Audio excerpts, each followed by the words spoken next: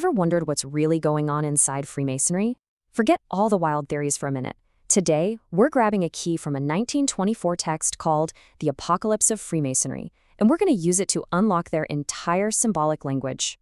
This is a journey from darkness into light, cracking the code of the Masonic Lodge itself. So everything, and I mean everything we're about to look at, comes back to this one ancient Masonic motto, Lux e Tenebris, light out of darkness. Now, according to our source, this isn't just some cool-sounding Latin phrase. Oh no, it is the master key that unlocks the whole system. It sets up the entire Masonic experience as a quest. And they get really clever with this. Take the Latin word for light, which is LVX. Early Masons saw this hidden in plain sight, encoded in this super simple geometric shape, a circle with a cross inside it. See how it forms 4 right angles? Well, if you trace those angles, you can see the letters L, V, and X. It's this beautiful, cryptic way of showing their central goal, attaining light, which for them is just another word for knowledge. And that really gets to the heart of it, doesn't it? This shows us that Freemasonry, at its core, isn't really about secret handshakes or anything like that. It's a philosophical system. The whole thing, every ritual, every degree, it's all one giant allegory. It's a symbolic story about passing from the darkness of not knowing to the brilliant light of wisdom. Okay, so let's start where every single Mason starts, the first degree. This is ground zero. It's where all the foundational symbols get laid out for the brand new entered apprentice, and it really sets the stage for their whole journey out of that symbolic darkness and toward the light they're looking for. First thing you have to understand is that the Masonic Lodge isn't just a meeting hall. Symbolically, it's a universe in miniature. I mean, its dimensions are said to stretch from the very center of the earth all the way up to the heavens. It's built to mirror King Solomon's temple, and by doing that, it's also a reflection of the entire cosmos, all of it governed by the grand architect of the universe. And inside this mini-universe, you've got 2 different sets of lights. First, you have the greater lights. These are the big spiritual guides, the holy book, the square, and the compasses. Think of these as the unchanging moral principles. Then you've got the lesser lights. These are the rulers of the lodge itself, the sun, the moon, and the master of the lodge, who, runs the meetings. So one set is the philosophy, the other is how you put it into practice. Which brings us right back to the beginning. When a new candidate is initiated, they literally start in physical darkness. They're blindfolded. And that's meant to represent their inner state of ignorance. They can't see, so they have no choice but to trust a friendly hand to lead them on their search for that symbolic light, for Masonic knowledge. All right, so you've taken the first step. In the second degree, the journey changes. For the fellowship, things get a lot more intellectual.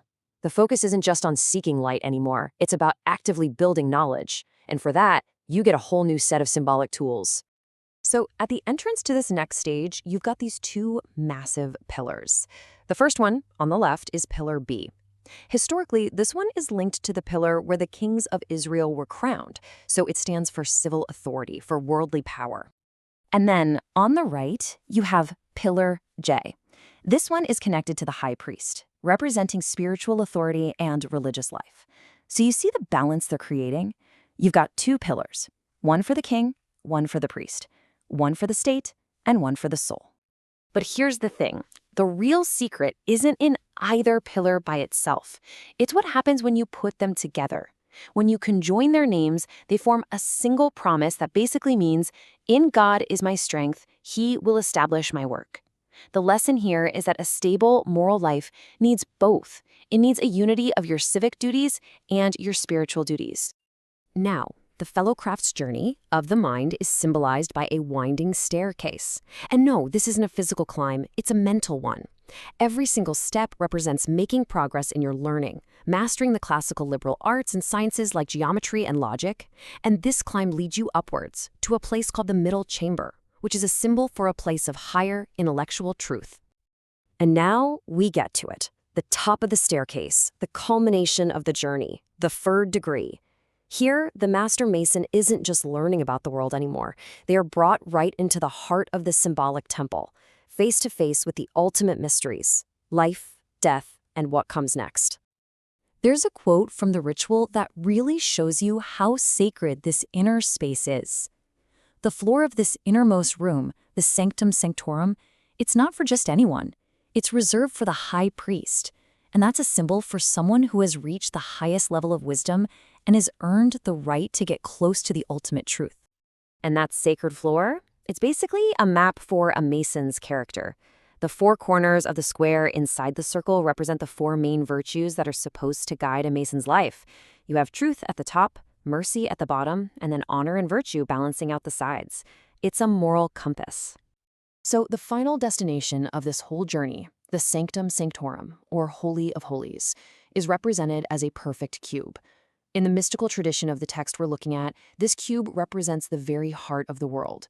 It's the spot where the divine presence lives and where the great secrets of existence are finally thought about. So what holds this whole symbolic building together? Well, it's not the two pillars at the entrance, but three allegorical pillars inside. Wisdom, to come up with a plan, strength, to actually build it, and beauty, to make the work perfect. These are meant to be the divine attributes you need to build a meaningful and moral life. So, after this whole journey, through all these symbols, from the front porch all the way to the most sacred inner room, what is the final lesson? What is the whole point of building this incredibly elaborate temple in your mind? A quote from another Masonic degree just lays it all out there. Masons don't build physical temples out of stone anymore.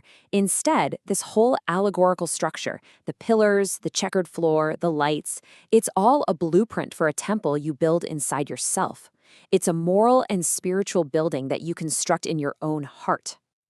And that brings us right back around to the core definition from our 1924 source. Freemasonry is, plain and simple, a peculiar system of morality veiled in allegory and illustrated by symbols. Everything we've looked at is just part of a very elaborate way of teaching. The really essential thing to get here is that none of this is random, not a single thing.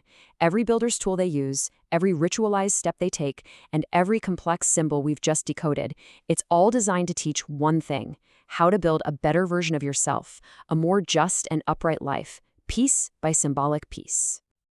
And that really just leaves us with one final thought, doesn't it?